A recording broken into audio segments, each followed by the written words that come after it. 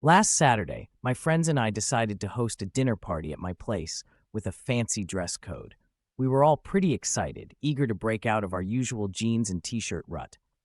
I spent the whole day meticulously preparing a three-course meal to impress everyone.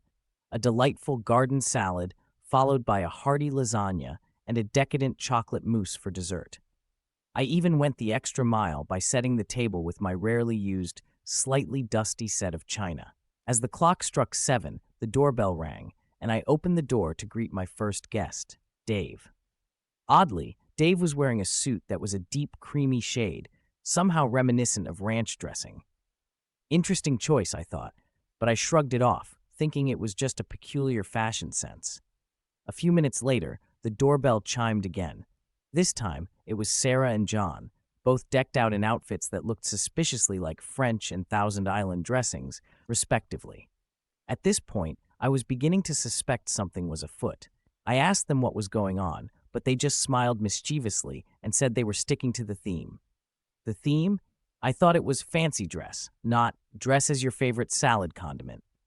As more guests arrived, each dressed as a different type of dressing, it became clear that I had somehow missed a crucial memo. My living room soon turned into a veritable salad bar of characters. Caesar, vinaigrette, blue cheese, and even a brave soul who came as balsamic vinegar. By the time everyone had arrived, the absurdity had reached a peak. We were all sitting around the table, me in my simple black tuxedo, feeling thoroughly underdressed compared to my friends, who were now enthusiastically role-playing as their respective dressings. Dave was making creamy puns, Sarah was tangy with her jokes, and John was trying to mix things up with his zesty anecdotes. It was a riot, and I couldn't help but laugh along with everyone else. Despite the chaos, dinner went off without a hitch, and the meal was a hit, though I couldn't shake the feeling that my culinary efforts were being overshadowed by the colorful company.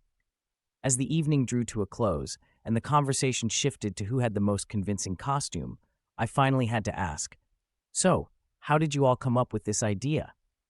Dave grinned and winked, saying, "Well, you did say it was a fancy dress party, so we thought we'd bring our dress-eyeing A-game."